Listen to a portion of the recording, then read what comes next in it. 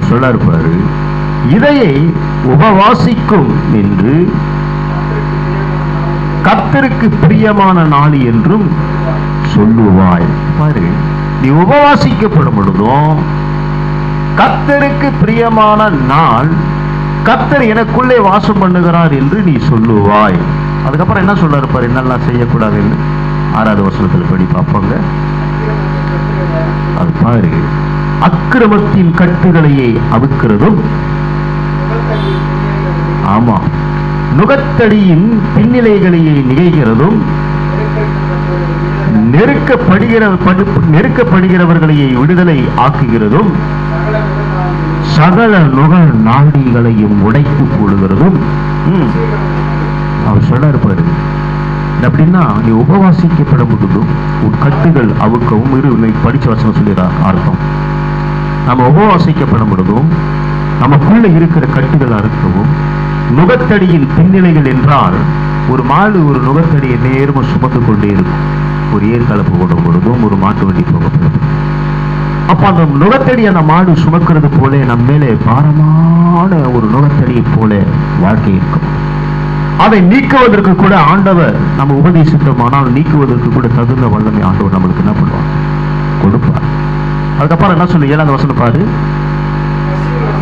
சொன்னார் பாரு, நீ உபவாசிக்கும் பொழுதும் பசி உள்ளவனுக்கு உன் ஆகாரத்தை பகிர்ந்து கொடுக்கணுமா. எப்படி இருக்கணுமா அப்படின்னா, சாப்பாடு நீ பசி, நீ போய் உபவாசிக்கும் பொழுது யாருக்காவது சாப்பாடு நீ போடணும், இல்லை நீ யாருக்காவது ஒரு பிச்சைக்காரனுக்கு வாங்கி கொடுக்கணும். பகிர்ந்து கொடுக்கிறதும், திருதுண்ட சிறுமையானவர்களையே வீட்டிலேயே சேர்த்துக் கொள்ளுகிறது. அப்படின்னா ஏழப்பட்ட மனிதனையும் ஒரு குருவிக்காரோ ஒரு பிச்சைக்காரன் தான் அவனை சேர்த்துக் கொண்டால், அப்படின்னா அவனுக்கு துணி இல்லாதிருந்தால் அதை கொடுக்கிறதும், நீ அதை அவனுக்கு துணி கொடுக்கிறதும், உன் மாம்சமானவனுக்கு உன்னை ஒழிக்காமல் இருக்கிறதும் அல்லவா எனக்கு உகந்த உபவாசம். சொல்றார், எனக்கு உகந்த. சில பேர் உபதேசித்தாங்கலாம், உபதேசம் என்றால் என்னது என்று அவங்களுக்கு தெரியாது. உபதேசம்னா விசுவாசம் ஓட்டுவதற்கு உபதேசம், உபதேசம் என்றால் வியாதி தீர்ப்பதற்கு உபதேசம். இதுக்கு மாத்திரம் இல்லை உபதேசம். உபவாசம் இருந்தால் வஸ்திரம் இல்லாதவனுக்கு, அப்படின்னா துணி இல்லாதவனுக்கும் ஒரு துணி எடுத்து கொடுக்கிறதோ, பசியா இருக்கிறவனுக்கு யாராவது ஒரு ஆளுக்கு சாப்பாடு, நீ 10 பேருக்கு போடணும் கூட ஒரு ஆளுக்கு சாப்பாடு கொடுக்கிறதும், தன் வீட்டுக்குள்ளே சேர்க்காம இருக்கப்பட்டிருக்கிற ஒரு பைத்தியக்காரனோ ஒரு பிச்சைக்காரனோ தன் வீட்டுக்குள்ள வர வைத்து அவனுக்கு வஸ்திரம் கொடுக்கிறதோ, இந்த பசி ஆகாரத்தை தீர்ப்பதற்கு ஆகாரம் கொடுக்கிறதுமாக இருக்கணும். இப்படி இருந்தால்தான் தேவனுக்குள்ள இருக்கப்பட்டிருக்கிற ஒரு உண்மையான உபவாசம். என்ன பண்ணணுமா, உண்மையான உபவாசம். கிறிஸ்துமஸ் நாட்களிலே, நான் சும்மா சொல்ல நினைக்கூடாது, கிறிஸ்துமஸ் நாட்களில முறுக்கு பலகாரம் சுட்டு இருக்கிறவங்களுக்கு கொடுக்குறேன், நான் கொடுக்கூடாது. ஏன் இங்கே இருக்கிற ஒரு ஆசிரமத்துக்கு போய் நான் போய் கொடுக்குறேன், சொல்லுங்க பார்ப்போம். இதுதான் ஆசீர்வாதம், இதுதான் ஆசீர்வாதம். சொந்தக்காரங்களுக்கு பந்தக்காரங்களுக்கு இச்சையும் ஆட்சியை செஞ்சு கொடுக்கறதோட அதெல்லாம் நமக்கு நிலையான வாழ்க்கை கிடையாது. அதெல்லாம் நமக்கு நிலையான வாழ்க்கை கிடையாது. அப்படி இருக்க போனால், சொந்தக்காரங்க பந்தக்காரங்க இருக்க போனால், நம்ம வர வைத்து நம்ம செஞ்சு போட்டால் அதனால நமக்கு எந்த ஒரு பிரயோஜனமே கிடையாது, எந்த ஒரு பிரயோஜனமே கிடையாது. உறவு முறை என்பது வேற, தேவன் முறை என்பது வேற. அது எல்லாம் புரிஞ்சுக்கணும். நம்ம மனுஷனா வாங்கியிருக்கப்படும் உறவு முறை என்பது வேற, தேவன் முறை என்பது வேறு. அப்ப நம்ம எதை செய்தாலும் எதை பண்ணாலும் அது தேவனுக்கு தான் பண்ணணும். நீதிக்கு இல்லாதவர்களுக்கு நாம் இணங்கி கொடுக்கப்படுகிறவர்களாக இருக்கணும். பாருங்க, தேவனுடைய அன்பு மிக பெரிதான அன்பு உடையதாக இருக்கிறது, மிக பெரிதான அன்பு உடையதாக இருக்கிறது. பாருங்க, உலகம் என்பது தேவனுக்கு ஏற்ற கனியை ஏற்றவர்களாகவே அல்ல. இன்னைக்கு நிறைய பேர் கிறிஸ்துக்குள்ள இருக்கிறோம், எப்படி திரும்ப வழி நடக்கிறாங்க பாருங்க. ஒரு உறவு ஈர்க்கப்படும் பொழுதும் அந்த உறவு பகைத்தாலும், அந்த உறவு பகைக்காய் விட்டாலும், அந்த உறவை பார்த்து அவமதிக்கிறதும் கேவலமா பேசப்படுகிறதும் அவங்க வீட்டால வராதமாய் இருக்கப்பட்டிருக்கிற சில குடும்பத்துல நிறைய பேர் இருக்கிறாங்க இந்த உலகத்தில். இப்படி பேரு வேலை செய்யறதுலாம் சொல்லுவாங்க, இப்படி இருப்பாங்க, நான் இப்படியெல்லாம் பார்த்தேன் அப்படியெல்லாம் பார்த்தேன். அதுவும் அங்க வந்து போறோம், நம்ம வீட்டாண்ட வந்து போக மாட்டேன்றாங்க, அங்க வந்து போறாங்க, நம்ம வீட்டாண்ட வந்து போக மாட்டேன்றாங்க அப்படின்னு சொல்லுவாங்க. அது நான் சொல்லுவேன், எல்லா இடத்துலயும் நடக்கிறதா, எப்படி எல்லா இடத்துலயும் இது நடக்கிறதா, உங்களுக்கு மாத்திரம் கிடையாது. அப்ப மனுஷன் இடத்துல கொடுக்கும் பொழுது என்ன பண்ணுவான், வாங்கிப்பான். கொடுக்கும் பொழுதும் வாங்கிப்பான். ஆனா அந்த மனுஷன் அந்த நேரத்துல நினைக்கணும், நம்ம கொடுக்கும் பொழுதுதான், அவன் கொடுக்கும் பொழுது நம்ம வாங்கணும், இன்னைக்கு அவனை நம்ம பார்த்துட்டு போலாமே அப்படின்னு நினைக்கணும். ஆனா அந்த மனுஷன் என்ன பண்ண மாட்டான், அதை நினைக்க மாட்டான். என்ன பண்ண மாட்டான்னா, நினைக்க மாட்டான். காரணம் அவனுக்கு அப்ப என்ன ஆகுது, அவனுக்கு பண ஆசை, அவனுக்கு பண ஆசை, அவனுக்கு உலகின் மேல ஆசை கிடையாது, பாசம் கிடையாது. அப்ப அவனுக்கு மேல என்ன இருக்கு, பண ஆசை இருக்கு. பாருங்க, ஒருவன் மதிக்கத்தக்கதாகவே மதிப்புக்குரியவனாகவே என்ன பண்ணணும், அவன் வாய்ந்திருக்கப்பட்டவனாக என்ன பண்ணணும், உலகத்தில் வாய்ந்திருக்கப்பட்ட ஒரு மனுஷனுக்கு நல்லது செய்தால் எதை பார்க்கும்பொழுது நல்லா இருக்குன்னு கேட்பான். இல்ல அந்த மனுஷனுக்கு ஒரு சுயநலத்தினாலோ ஒரு விசேஷத்தினாலும் அவனுக்கு நல்லது செய்யலாம், எதிரே வந்தான கூட பார்க்காத மாதிரி போய்கிட்டே இருப்பான். என்ன பண்ணுவான், பார்க்காத மாதிரி போய்கிட்டே இருப்பான். அது ஸ்திரியா இருந்தாலும், அது சகோதரனா இருந்தாலும் சகோதரியா இருந்தாலும், இப்படி இந்த உலகத்தில் நிறைய பேர் என்ன பண்றாரு, கிறிஸ்துக்குள் இருக்கிறார். இவங்கெல்லாம் தேவனிடத்தில் இருக்கிறதற்கு தகுதியற்றவர்களே கிடையாது. உண்மையா பேசுறான், இப்படி கிடையாது. தேவனிடத்துல இருப்பதற்கு இவங்க உலகத்திலே இருக்கிற மனுஷனை எப்படியான இருக்கட்டும், ஆனா தேவனை ரட்சிக்கப்படுத்திருக்கிற பிள்ளைகள் அப்படி இருக்கக்கூடாது. அப்படி என்ன பண்ணக்கூடாது, இருக்கக்கூடாது. அப்ப இவங்க தேவனை தேடுவதற்கு என்ன அருகது சொல்லுங்க. உலகத்திலே நான் சொல்றேன், இயேசுவை வந்து எல்லா மனிதரும் அந்த ஸ்திரியை அடிக்க வந்தாங்க. ஆனா இயேசு மாத்திரம் அன்படி ஏன் சொல்றாரு, எப்படி சிலுவையில அறையப்படப்படுது, எல்லாரும் அவரை எதிர்த்தாங்க. அவர்களை எதிர்த்து ஒண்ணு என்ன பண்ணு பேசப்படப்படும். ஒரு மனிதனுக்கு உதவி செய்யணும் என்றால் எல்லாரும் உதவி செய்தால் தான் அவன் பேசுவான். அப்படிப்பட்ட மனிதனை அப்படிப்பட்ட மனிதனுடைய சமூகத்தில் நம்ம என்ன பண்ணக்கூடாது, வாசம் பண்ணக்கூடாது, வாசனை வைக்கக்கூடாது. தேவன் சொல்லப்பட்டிருக்கிறார், அவருடைய அன்பிலும் ஆசீர்வாதத்திலும் நிலைக்கப்பட்டிருக்கிற ஒரு மனிதனாகவே மாறப்பட்டு. ஏன் சொல்றேன்னா, இப்படிப்பட்ட வழிகள் எல்லாம் நடக்கிறாங்க. அப்ப அவங்க எல்லாம் உபதேசிக்கப்படும் அவங்களுக்கு என்ன நன்மை நடக்கும், நன்மை நடக்குமா, நடக்காது. என்ன பண்ணாது, நடக்காது. நீ ஒண்ணுமே பண்ணல, மற்றவங்க மேல நீ வஞ்சகம் வைக்கிற, மற்றவங்க மேல நீ பொறாமை வைக்கிற, மற்றவங்க மேல நீ தீமை வைக்கிற, மற்றவங்க மேல நீ அதை வைக்கிற, இதை வைக்கிற. பாருங்க, தேவனுடைய சமூகத்தில், தேவனுடைய வழிகளில் நான் இன்னைக்கு சொல்லுவேன், பசங்களுக்கு இப்படி சொல்லுவேன், கேட்டு பாருங்க. நம்ம மத்தியில ஒரே வேலை யாரும் வந்தாலும் சரி, உங்க கையில் இருக்கிற 10 ரூபா நீங்க கொடுத்து உதவுங்க. என்ன பண்ணுவேன், உங்க கையில் இருக்கிற 10 ரூபா, நீங்க 500 ரூபா சம்பாதிக்கிறீங்களா, அதில் 400 ரூபாய் வச்சுக்கிறேன், 100 ரூபாய் அவங்களுக்கு கொடுத்து உதவும். அதுல 100 ரூபாய் அவங்களுக்கு கொடுத்து ஒதுங்கினா நான் சொல்லுவேன். இப்ப பசங்க இப்ப கூட அதுதான் நான் சொல்லியிருக்கேன். அதை விட்டு நீ சம்பாதிக்க அப்படியே சேர்த்து வச்சுக்க. அவங்க உன்னை பார்க்கலாம், நீ அவங்கள பார்க்காத. இல்ல அவங்க உன்னை பார்த்தாதான் நீ அவங்கள பார்க்கணும் அப்படின்னு சொல்ல மாட்டேன். இதுதாங்க பிள்ளைகளுடைய வளர்ப்பு, இதுதான் பிள்ளைகளுக்கு சொல்லப்பட்டிருக்கிற நன்மை. அந்த மாதிரி தான் தேவன் என்ன பண்றாரு, அப்ப இப்படிப்பட்ட வழிகளை நீங்க என்ன பண்ணக்கூடாது, செய்யப்படக்கூடாது. என்ன பண்ணக்கூடாது, செய்ய பண்ணக்கூடாது.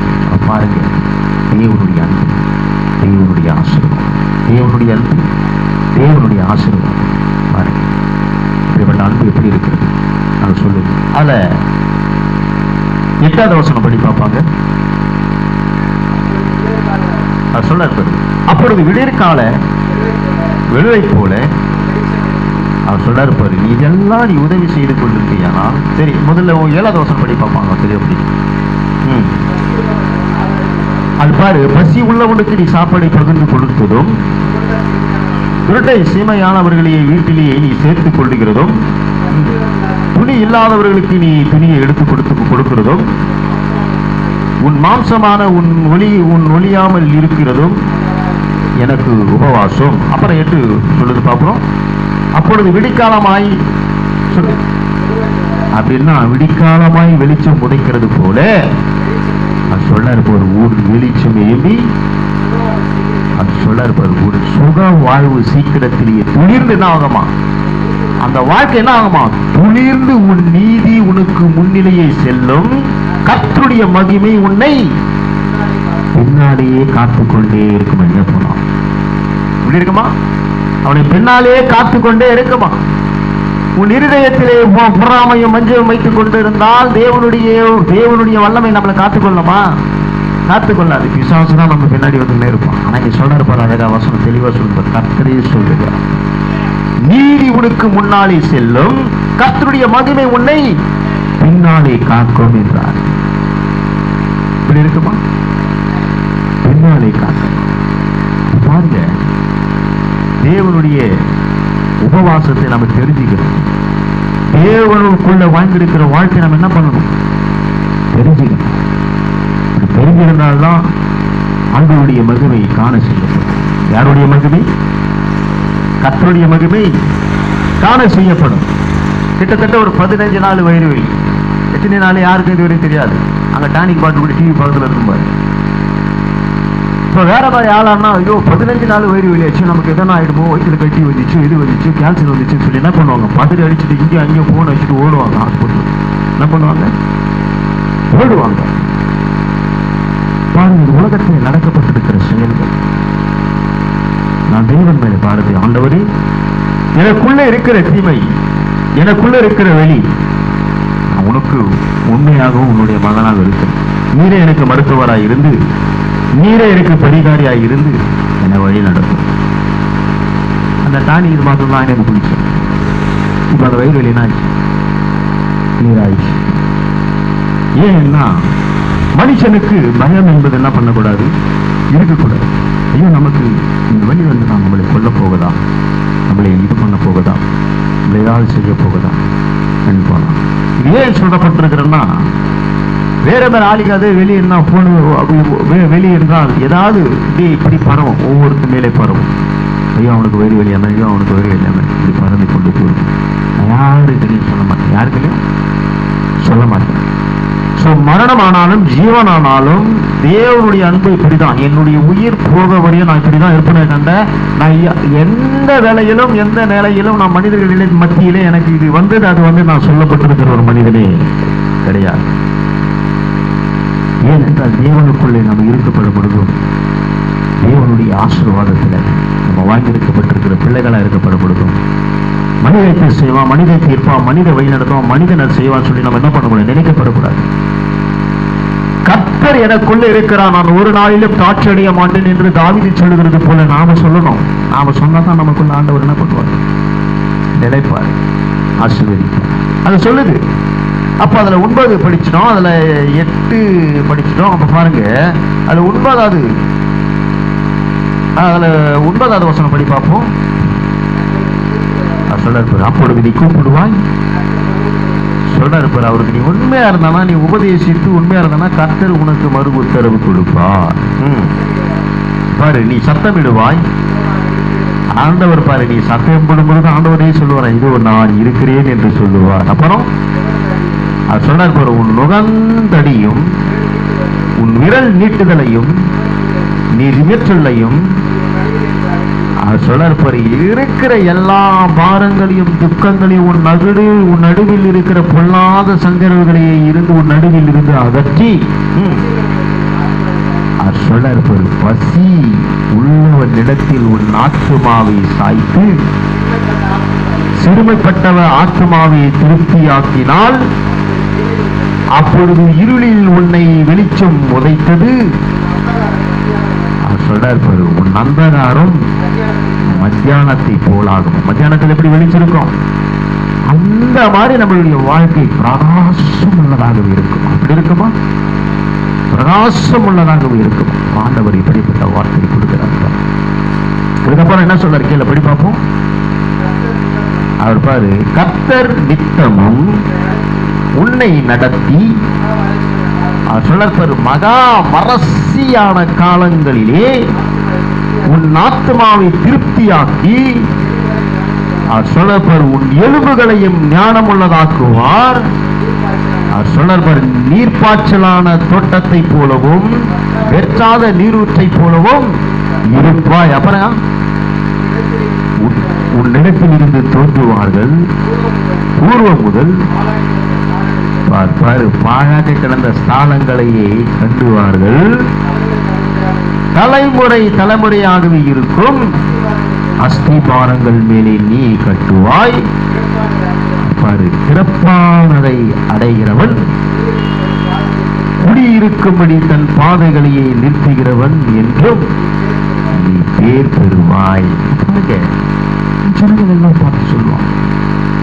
சொன்னார், உன்னிடத்தில் தோன்றினவர்கள் பூர்வம் முதல் பாழாக கிடந்து சாலங்களிலே என்ன பண்ணுவாங்க, தடுப்பார்கள் என்று வேதம் சொல்லப்பட்டது.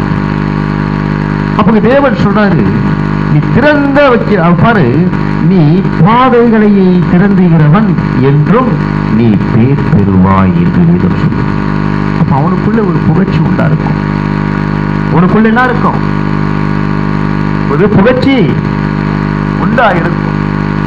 ஆகவே தேவனுடைய உபதேசத்தை குறிக்கப்பட்டு சில பேர் என்ன பண்ணுவாங்கன்னா, என் பிள்ளைகள் மாத்திரம் நல்ல சுகம் உள்ளவர்களாக இருக்கணும், என் பிள்ளைகள் நல்ல வாழ்வாடைய உள்ளவர்களாக இருக்கணும், எந்த நோய் நொடி உள்ளவர்களாகவே இல்லாதபடிக்கு பரிசுத்தமா இருக்கணும் ஆண்டவரே, நான் அதற்காக உபதேசிக்கிறேன் அப்படின்னு சொல்லுவாங்க.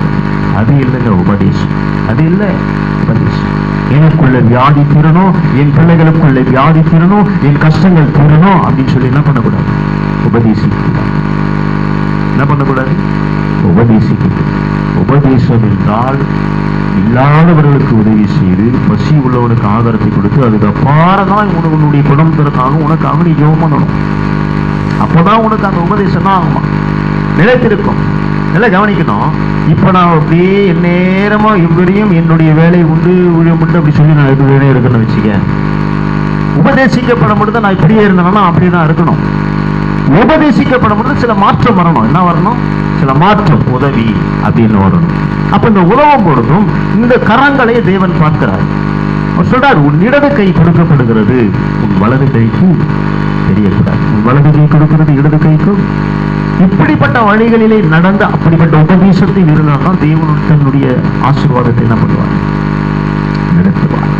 என்ன பண்ணுவார், நடத்துவார். அவருடைய அன்பு மிகப்பெரிதான அன்பாக இருக்கிறது, மிகப்பெரிதான அன்பாக இருக்கிறது.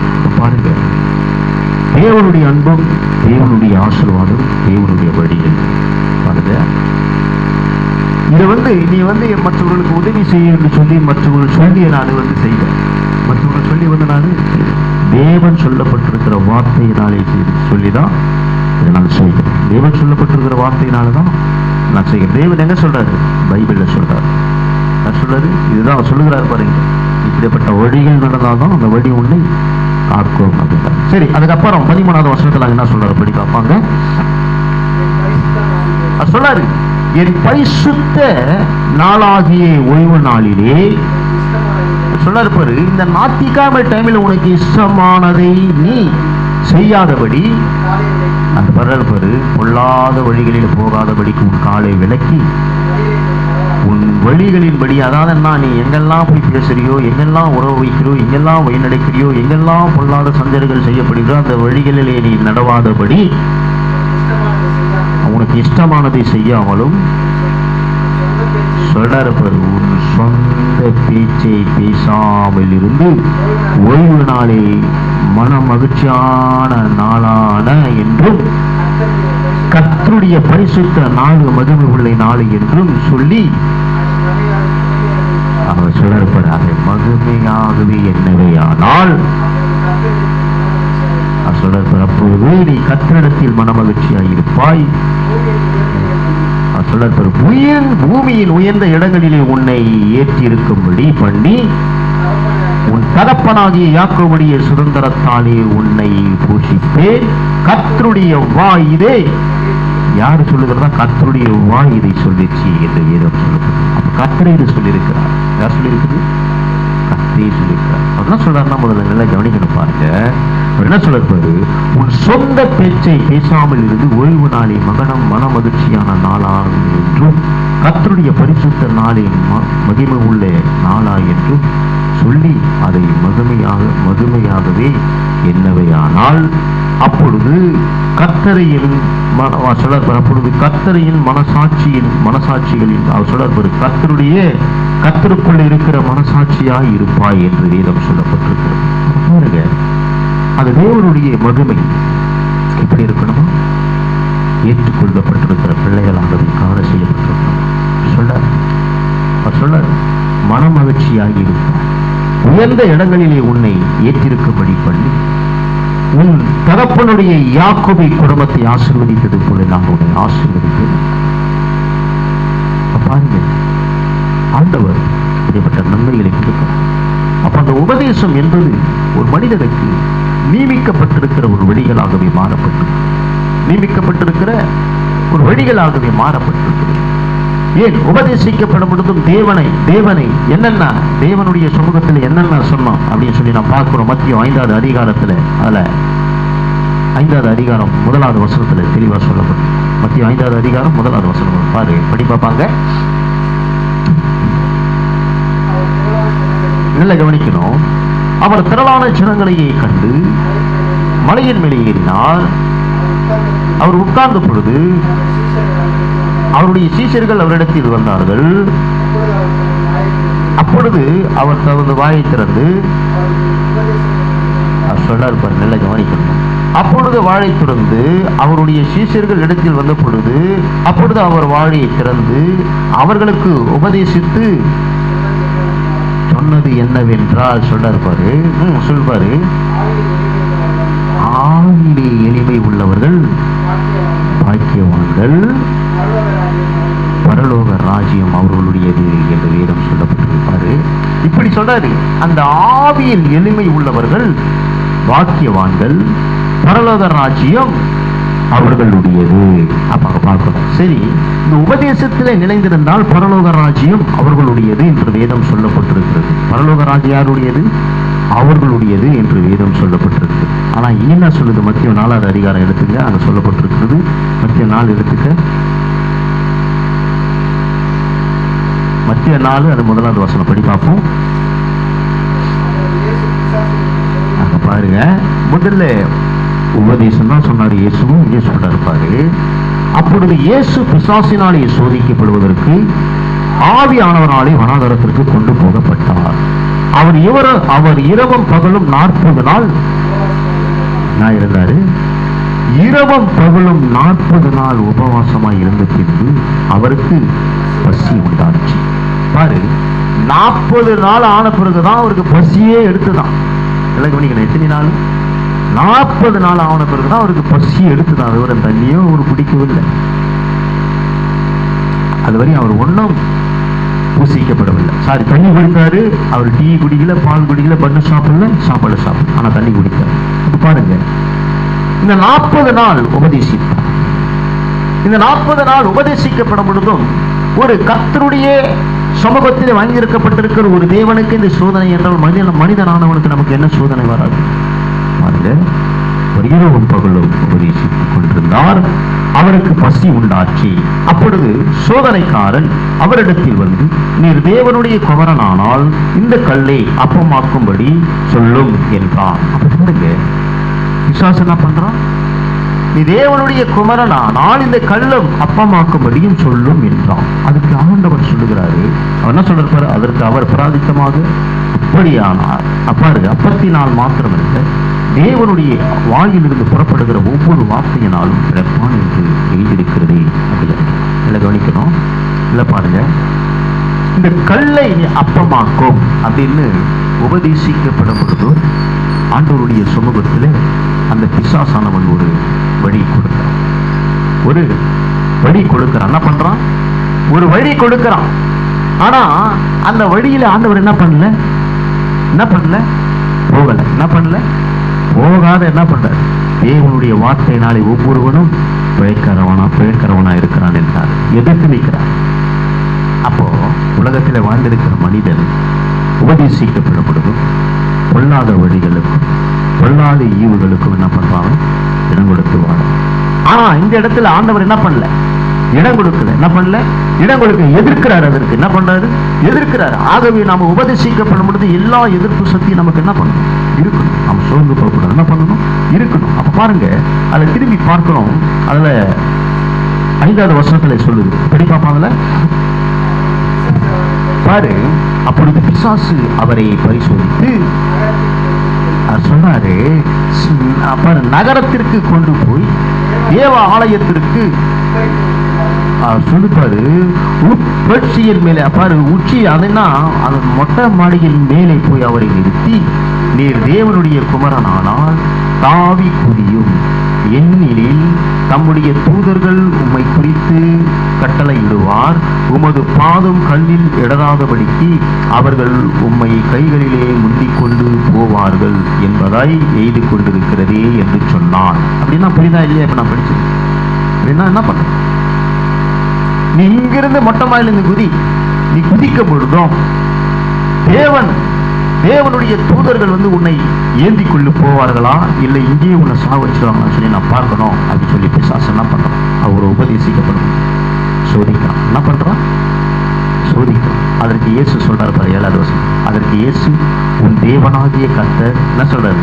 உன் தேவனாகிய கர்த்தரை ஆமா பரிசோதித்தே பார்ப்பாதிருப்பையாக என்று எழுதியிருக்கிறது. அப்ப நம்ம பரிசோதித்தே பார்க்க கூடாது. நம்ம உபதேசம்னா, நம்ம உபதேசிக்கப்பட முடியும், நமக்கு வயிறு வலி வந்துடுமோ, நம்ம உபதேசிக்கப்பட முடியும், நமக்கு ஏதாவது நோய் வந்துடுமோ, நம்ம உபதேசிக்கப்பட முடியும், நம்ம உடம்பு ஏதாவது பாதிக்கப்படுமோ அப்படின்னு என்ன பண்ணக்கூடாது? பரிசோதிக்க கூடாது. நீங்க சொல்றாரு பாரு, என்ன பண்ணக்கூடாது? உன் தேவனாகிய கர்த்தரை நீ பரிசோதித்து என்றும் பார்ப்பாதையாக அப்படின்றான். அப்ப பாரு, மறுபடியும் என்ன பண்றான் பிசாசு? அவரை மிகவும் உயர்ந்த மலையின் மேலே கொண்டு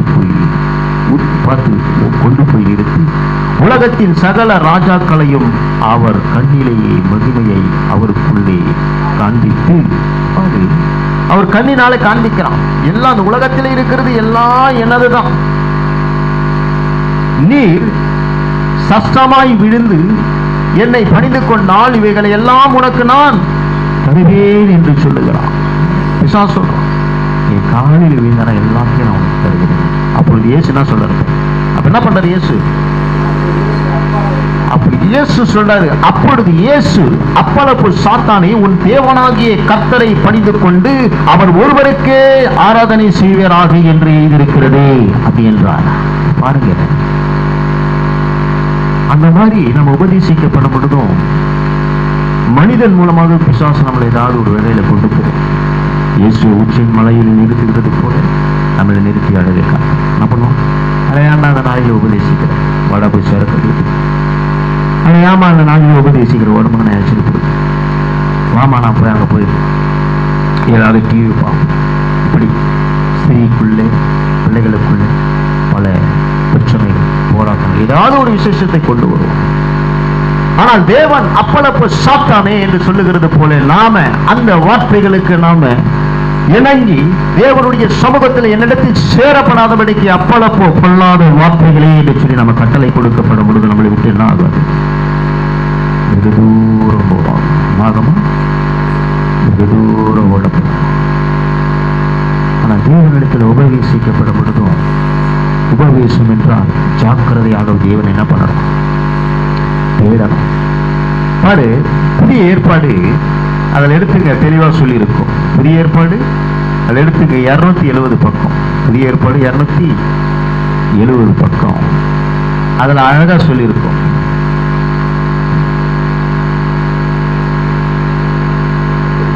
இருநூத்தி 276 பக்கம் கலசியர் புஸ்தகத்துல, அதுல 9வது அதிகாரம், கலசியர்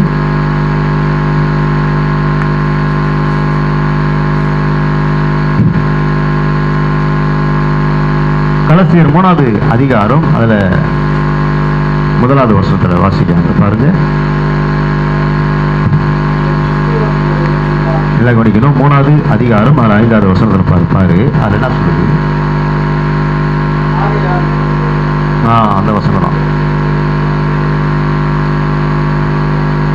முதல்ல படி பார்ப்போம். முதல்ல வசனம் படி பார்ப்போம். 3:1 படிக்கிற பாருங்க. நீங்கள் கிறிஸ்துவனுடைய கூட எழுது உண்டானால் கிறிஸ்து தேவனுடைய வலது பிரயாசத்திலேயும் வெற்றியாயிருக்கும் இடத்தில் உள்ள மேன்மை உள்ளவர்களை தேடுங்கள்.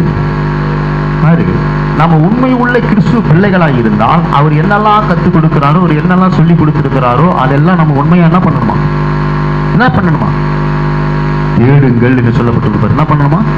தேடணுமா? இப்படி தேடாம நான் இப்படிதான் இருப்பேன், அப்படிதான் வழி நடத்துவேன் என்று சொல்ல போனா நம்மளுடைய வாழ்க்கையில் என்ன ஆகாது? எந்த ஒரு ஆசீர்வாதம் என்ன ஆகாது? கிடைக்காது. அதுக்கு 2வது வசனத்தை சொல்லுது, பூமி உள்ளவைகளை எல்லாம் மேன்மை பாரு, பூமி உள்ளவைகளை எல்லாம் மேன்மைகளை நாடுங்கள். அதுக்கப்புறம் ஏனென்றால் நீங்கள் ஏனென்றால் நீங்கள் ஆண்டவரை ஏற்றுக்கொள்ள முழுதும் பாழா போன வாழ்க்கையில் இருந்து நீங்கள் மரித்தீர்கள். பாரு, நீங்க எப்ப ஆண்டவரை ஏற்றுக்கொண்டீங்களோ அப்பயே உங்களுடைய ஜீவன் கிறிஸ்துவனுடைய மறைந்திருக்கிறது. யாருக்குள்ள மறைந்திருக்கிறதா? இப்ப நம்ம யாருக்குள்ள மறைந்திருக்கிறோம்? தேவனுக்குள்ள மறைந்திருக்கிறோம். யாருக்குள்ள மறைந்திருக்கிறோம்? தேவனுக்குள்ள மறைந்திருக்கப்படும் பொழுதும் உபதேசிக்கப்படும் பொழுதும் அந்த உபதேசம் எப்படிப்பட்ட உபதேசம், எப்படிப்பட்ட வழி, எப்படிப்பட்ட சத்தியம் சொல்லி நம்ம உணர்ந்து அதை என்ன பண்ணணும்? கற்றுக்கொள்ளணும். சொல்லுது, நம் தேவனுக்குள்ளே மறைந்திருக்கிறது. அதுக்கப்புறம் 4வது வசனம் படி பார்ப்போம். சொல்றாரு, நம்முடைய ஜீவனாகிய கிறிஸ்து வெளிப்படும் பொழுது நீங்களும் அவரோடைய கூட மகிமையிலே வெளிப்படுவீர்கள். சொல்லுது, அவரோடைய கூட மகிமையிலே வெளிப்படுவீர்கள். அப்ப நம்ம அவரோடைய கூட மகிமையிலே வெளிப்படுவதற்கு நம்ம எப்படி இருக்கணும்? யாருக்குள்ளே நம்ம பகையாளர்களாகவே இல்லாதபடிக்கு தேவனுக்குள்ளே தகுதி ஏற்றப்பட்டிருக்கிற பிள்ளைகளாக இருக்கணும். என்ன பண்ணணுமா? இருக்கணும். இருந்தால்தான் தேவனுடைய அன்பு மிக பெரிதான அன்பாய் மாறப்படும். மிக பெரிதான அன்பாகவே மாறப்படும். அன்பு இப்படிப்பட்டபடியே பிடித்தம். இதுதான் இயேசு தன் பிள்ளைகளுக்கு கற்றுக் கொடுக்கிறார். ஆனா இன்னைக்கு நிறைய பேர் என்ன தெரியுமா பண்றாங்க? பிள்ளைகளுக்கு பலவிதமான வழிகளை கற்றுக் கொடுக்கிறார். பலவிதமான ஆண்டவர் பாரு, அவங்களுக்கு பிடிக்கலன்னா நீங்க இங்க போவாதீங்க, அங்க போவாதீங்க, அங்க பார்க்காதீங்க, இங்க பார்க்காதீங்க, இவங்க வீட்டுக்கு போனா அந்த வீட்டுக்கு போவாதீங்க, அந்த வீட்டான மட்டும் போயிட்டு வந்துடுங்க, நீங்க இப்படியே போங்க அப்படியே வாங்க சொல்லி இன்னைக்கு இந்த உலகத்துல நிறைய பேர் கற்றுக் கொடுப்பாங்க. ஆனா இயேசு சொல்றார், இதுதாங்க வழி, இதுதான் சுத்தி. நான் எல்லோரிடத்திலும் சாந்த குணத்தோடு இருக்கிறது போல நீங்களும் அப்படிப்பட்ட வழிகளில் இப்படிப்பட்ட வழிகளில் நடக்கும். நீங்க நிறைய பேர் கிறிஸ்துக்குள்ள இருந்துக்கிட்டு இப்படிப்பட்ட வழிகளில் நடக்கிறதுனாலதான் கஷ்டம் என்றது, கடன் இருந்து, பிரச்சனை என்றது, வியாதி என்றது, தீமை என்றது. ஆண்டவராக இயேசு கிறிஸ்து குருடனே பார்வையடைய செய்தாரு, செவிடனே கேட்க வைத்தார், ஊமை உள்ளவனே பேச வைத்தார். அவரை ரட்சிக்கப்பட்டிருக்கிற நம்மளை நல்ல வாழ்க்கையில் வைப்பதற்கு எம்மாத்திரையா வைக்க மாட்டாரா? காரணம் நமக்குள்ள இருக்கிற விசுவாசம் தான் உண்மையா இருக்கும். நம்ம வழிதான் உண்மையா இருக்கணும். நம்ம குடும்பம் உண்மையா இருக்கணும். நம்முடைய பிள்ளைகள் உண்மையா இருக்கணும். வெவ்வேறு பாதையிலே வெவ்வேறு நம்ம போகப்பட்டிருக்கிற பிள்ளைகளா இருந்தால் இப்படி கலை கூட்டமாகவே மாறப்படும் கண்ட ஆண்டவர் சொல்லியிருக்கிறார், எங்கே ஒரு மனமும் அங்கே விடுதலை. அப்ப நம்ம கலை கூட்டங்கள் கிடையாது, அப்படின்னா கலப்படம் கிடையாது. தேவனுடைய வழிக்கு இணங்கப்பட்டிருக்கிற பிள்ளைகளாகவே வைத்திருக்கிறோம். ஆண்டவருக்குள்ள இருக்கப்படும் பொழுதும் பெற்றவர்களுக்குள்ள கிறிஸ்துவர்களாக வாழ்ந்திருக்கப்படும் போது பெற்றவர்களுக்கு இப்படிப்பட்ட நல்ல நல்ல வழிமுறைகள் கற்றுக் கொடுக்கணும் பிள்ளைகளுக்கு. அதை தீமையான வழியை என்ன பண்ணக்கூடாது? கற்றே கொடுக்கக்கூடாது. அப்ப அதுல சொல்லுது, 1 தீமோத்தேயுடைய பக்கத்திலே நாங்க வரோம். 1 தீமோத்தேயு 3வது அதிகாரம் பக்கத்திலே வந்தீங்கன்னா அப்படியே பின்னே வந்தீங்கன்னா வரும். கலாசியர், தெசலோனிக்கேயர், தீமோத்தேயுடைய வந்து இருக்கும் பாருங்க. அதுல 3வது அதிகாரம், இதுலயும் 1 தீமோத்தேயு 3வது அதிகாரம். அப்ப இதுல என்ன சொல்லுது பாருங்க. 3வது அதிகாரம் அதுல 5வது வசனம் படி பார்ப்பாங்க. சொல்றது பாருங்க வசனத்தை. ஒருவன் தன் சொந்த குடும்பத்தை நடத்த அறியாதிருந்தால் அவன் தேவனுடைய சபை எப்படி விசாரிப்பான்? யாருடைய சபை எல்லாம் சொல்றாரு ஆண்டவர், தெளிவா சொல்றார். தேவனுடைய சபை எப்படி விசாரிப்பான்? விசாரிக்கமா. அதுக்கப்புறம் என்ன சொல்லுது கீழே படி பார்ப்போம். அவன் இருமாப்பு அடைந்து சொல்லுது பாரு, அவன் இருமாப்பு அடைந்து அக்னியிலே விழாதபடிக்கு நூதன சீசனையோடைய இருக்கக்கூடாது. சொல்லுது பாரு அந்த வசனத்துல, அவன் என் நிந்தையிலும் பிசாசியின் கனியிலும் விழாதபடிக்கு புறமானவர்களாகவே நெற்சாட்சி பெற்றவனாகவே சொல்றாரு. அவன் இந்தவனும் பொல்லாதவனும் பிசாசு பிடித்தவனும் இப்படிப்பட்டவனும் என்று இல்லாதபடிக்கு நல்ல மனசாட்சி உள்ளவனும் தேவ பக்தி உள்ளவனாக அவன் இருக்க வேண்டும் அப்படின்றார். சொல்றாரு சொல்லுகிறார். எட்டாவது வருஷத்துல சொல்லிட்டு போறாங்க. சொல்றாரு, அதன்படியே உதவி கரம் பாரு இரு நாக்கு உள்ளவர்களையும் சொல்றாரு, மதுவான பிரியரும் ஈவானா இரக்கம் இல்லாத இந்த பொல்லாத கோபத்தையும் பாரு, அவங்க பொல்லாத வார்த்தையிலே முறுமை முருகை கொள்ளுகிற அப்படின்னா இச்சுக்கிறதுனா முருகிறதும் திட்டுகிறதுமாய் இராமல் நல்ல ஒழுக்கம் உள்ளவர்களாகவும் விசுவாசத்தின் ரகசியத்தை மனசாட்சியை காத்துக் கொள்ளுகிறவர்களும் இருக்க வேண்டும். பாருங்க, இப்படிப்பட்ட வழிகள் எல்லாம் நடக்கணும். உபதேசிக்கலாம். இப்படிப்பட்ட நீங்க நிறைய பேர் நினைப்பாங்க, நான் கிறிஸ்துவ நான் வாசம் பண்ணுகிறேன், ஜெபம் பண்ணுகிறேன், பரிசுத்தமா இருக்கிறேன். அதெல்லாம் சும்மா. அவங்களுக்குள்ள உண்மையை என்ன இருக்குது? அசுத்தாவி இருக்குது, அந்தி கிறிஸ்து இருக்குது. அசுத்தாவி அந்தி கிறிஸ்து அதை அவங்களை அறியாம அவங்களே வழி நடத்தி கொண்டிருக்கிறாங்க. இப்படிப்பட்ட வழிகள் எல்லாம் நடக்கணும், கத்துக்கணும். என்ன பண்ணணும்? நடக்கணும், கத்துக்கணும். சொல்ல இருப்பாரு, விசுவாசத்தின் ரகசியத்தை சுத்த மனசாட்சியிலே கத்துக்கொள்ளவர்களையும் இருக்க வேண்டும். அப்ப அந்த சுத்த இருதயம் நடக்கணும். சுத்த இருதயம், அந்த சுத்த இருதயம் பாரு. நம்ம வயதுக்கு கீழ் உள்ளவர்கள் நம்மளை மதிக்காமல் ஒரு வழியிலே நடக்கிறவர்களாக வழி நடந்தால் அவங்களுக்கு நாம மதிப்புக்குரிய ஒரு வாழ்க்கை நம்ம என்ன பண்ணணும்? கொடுக்கணும். என்ன பண்ணணும்? கொடுக்கணும். அவங்க எவ்வளவுதான் நம்மளை மதிக்காம போனாலும், அவங்க எவ்வளவுதான் நம்மளை வழி நடக்காம போனாலும், அவங்க எவ்வளவுதான் நம்மளை அவமானப்படுத்தினாலும், ஆனா நாம அவங்களை என்ன பண்ணணும்? அரவணைத்துக் கொள்ளணும். என்ன பண்ணணும்? அது சிறுவர்களா இருந்தாலும் பெரியவர்களா இருந்தாலும் என்ன பண்ணணும்? அதை அரவணைத்துக் கொள்ளணும். அது என்ன பண்ணணும்? அரவணைத்துக் கொள்ளணும். நீங்க பாருங்க, இயேசு கிறிஸ்து 10 பேர், நான் ஏற்கனவே சொல்லியிருப்பேன், 10 பேருக்கு நன்மை செய்தார். எத்தனை பேருக்கு?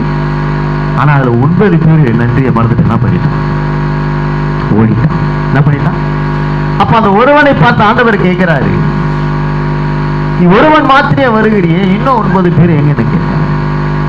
ஆண்டவரே, அவர்கள் எங்கே போனார்கள் என்று எனக்கு தெரியல. நான் ஒருவன் தான் வந்திருக்கேன். நான் ஒருவன் தான் உனக்கு. பாருங்க, நன்றியை மறந்து ஓடினவர்களை தேவன் அந்த நேரத்திலே விட்டு விட்டாரு. ஆனா நன்றியை நினைத்து கொண்டு வந்த அந்த மனிதனை நேரத்தில் ஏற்றுக்கொண்டு இந்த உலகத்திலே நீ ஆசீர்வதிக்கப்பட்டவனாய் இரு என்று சொல்லி அவனை ஊழியத்திலே கனப்பற்றவனாகவே தேவன் என்ன பண்ணார்? உயர்த்தினார்.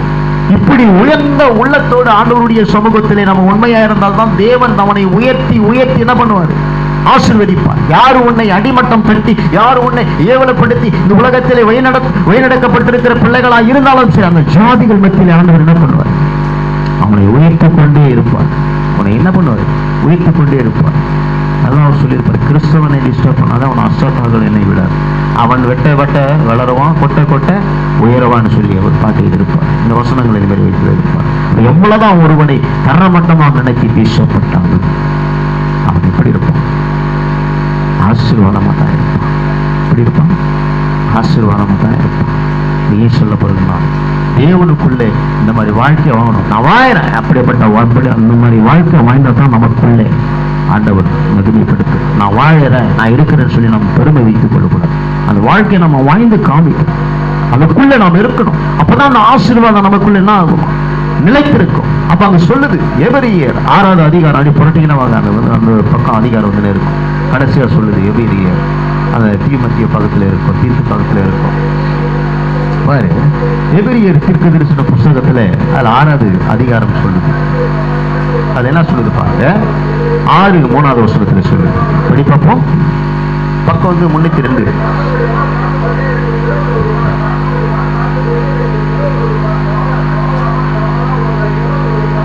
6வது அதிகாரம் எபிரியர் 6வது அதிகாரம் 3வது வசனத்துல அப்படிங்கிற மாதிரி, தேவனுக்கு சித்தமானால் இப்படியே செய்வோம். ஏனெனில் அவர் சொல்றார், ஒரு தரம் பிரகாசிக்கப்படும். ஆமா, பரமையை ருசி பார்த்து பரிசுத்த ஆவியை பெற்றும் தேவனுடைய நல்வார்த்தைகளையும்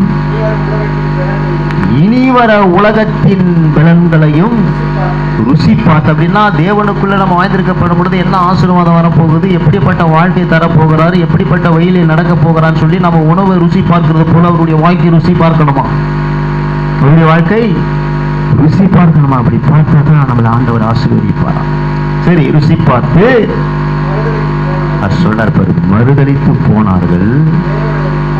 தேவனுடைய குமரனே தாங்களை மறுபடியும் சிலுவையிலே அறைந்து அவமானப்படுத்துகிறபடியில் மன திரும்புகளுக்கு எதுவாகவே அவர்களை மறுபடியும் அவங்க இயேசு கிறிஸ்துக்குள்ளே பரிசுத்தமாகவே ஆகவே முடியாதாம். அதுதான் புதுப்பிக்க கூடாத காரியம். மறுபடியும் என்ன பண்ண முடியாது? அவங்க பரிசுத்தமாகவும் இருக்க முடியாது, தேவனே தேட முடியாது, தேவனுடைய வழிகளிலே இருக்கப்பட முடியாது. வேதம் சொல்லுதா இல்லையா? மறுபடியும் அவங்களை புதுப்பிக்க கூடாத காரியமாய் இருக்கிறது.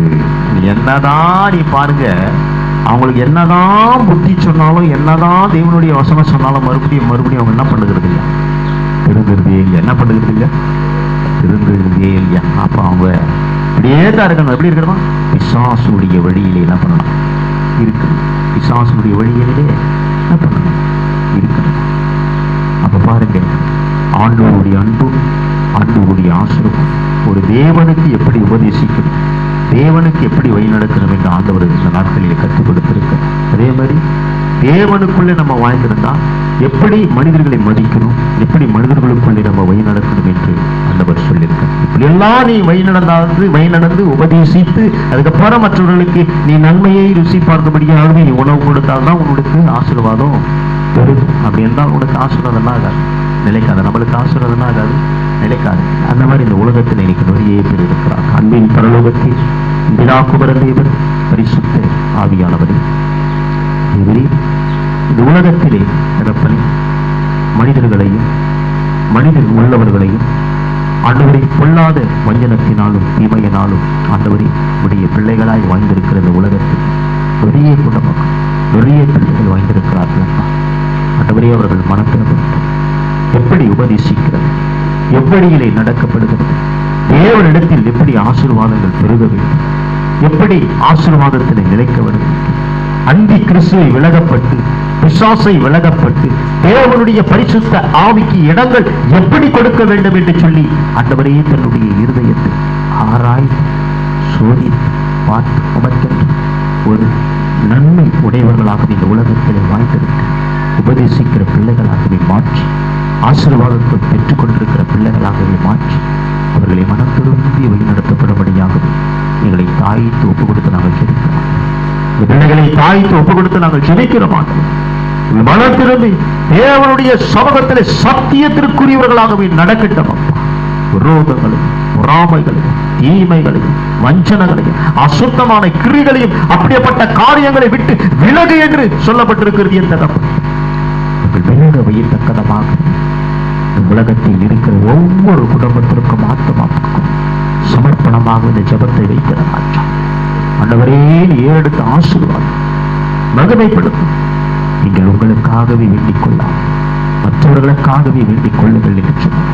அவர்கள் மனம் திரும்பட்டும் ஆண்டவர், சத்தியத்திற்கு கீழ்ப்படிட்டும் என் தகப்பன், பரிசுத்த ஆவிக்கு இறங்கி மனம் இறங்கட்டும் ஆண்டவர். கர்த்தாவே, குற்றம் உள்ளவர்களாகவே இந்த உலகத்திலே இருந்து, குற்றம் உள்ளவர்களாகவே உங்களுடைய கண்களுக்கு முன்பாகவே இருந்து, மனிதனுடைய கண்களுக்கு முன்பாகவே பரிசுத்தமுள்ளவர்களாகவே வழிநடக்கப்பட்டிருக்கிற அந்த பொன்னியான வாழ்க்கையில் இருந்து மன திரும்பப்பட வேண்டும். இயேசுவே இது ஆசீர்வாதம், இது மகிமைப்படுத்தும். தீமை செய்வது தீமை என்றும் நன்மை செய்வது நன்மை என்றும் அறியப்படும்படியாக, உள்ளதை உள்ளதை என்றும் இல்லதை இல்லதை என்றும் அறியப்படும்படியாக அவர்கள் ஆசீர்வாதம் மகிமைப்படுத்தும். ஆண்டவரே, எங்களுடைய இருதயத்தை சுத்திகரித்து எங்களை ஆசீர்வதிப்பவராக, எங்கள் ஒவ்வொரு குடும்பத்தை ஆசீர்வதிப்பவராக எங்களை மகிமைப்படுத்துகிறாக. என் தகப்பனே, எந்த ஒரு சூழ்நிலத்திற்கும் நாங்கள் இடம் கொடுத்து வாழாதபடி, எங்களுடைய மனிதனுடைய வழிபாடுகளுக்கும் நாங்கள் இடம் கொடுத்து வாழாதபடி, தேவனுடைய சத்தியத்திற்கு கீழ்ப்படிந்து, சமாதானத்திற்கு கீழ்ப்படிந்து, உம்முடைய ஆசீர்வாதத்தில் கம்பீர பெற்றிருக்கிற அந்த பிள்ளைகளாகவே நிலைத்திருக்க என் ஆண்டவரே, எங்களை வாழாக்காமல் தலையாக்கி உயர்த்தி ஆசீர்வதிக்கப்படுகிறது. மேல் நிலைத்திருக்கப்பட்டிருக்கிற பிள்ளைகளாகவே ஊழியங்களாகவே களப்படுத்தி நடத்தப்படுகிறது. பரலோகத்திற்கு எடுத்து நாங்கள் ஒப்பு கொடுத்திருக்கிற ராஜா, நானே வழியும் சத்தியமும் ஜீவனமாய் வழிநடக்கப்படுகிறேன் என்று சொன்னார். நீரே வழியும் சத்தியமும் ஜீவனமாய் வழிநடக்கப்பட்டு ஜெபங்களை கேட்டு ஆசீர்வதி மகிமைப்படுத்துவீராக. ஒவ்வொருவரையும் மகிமையோடு எடுத்து நடத்தப்படுவீராக. என் கர்த்தராகிய இயேசு கிறிஸ்துவின் நாமத்தினால் ஜெபிக்கிறேன் ஜீவனுள்ள என் நல்ல பிதாவே. ஆமென். ஆண்டவரே, நம் பிதாவாகிய தேவனும் நம் கர்த்தராகிய இயேசு கிறிஸ்து நம்மோடு என்னிலைக்கும் அன்னிலும் இருக்கப்படும்படியாக நாளிலே வேண்டிக் கொள்கிறோம்.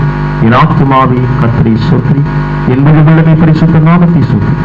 என் ஆத்துமாவே கர்த்தரை ஸ்தோத்திரி, கர்த்தர் செய்த சகல காரியங்கள் ஒன்றும் மறவாதபடி. ஆமென். ஆண்டவரே.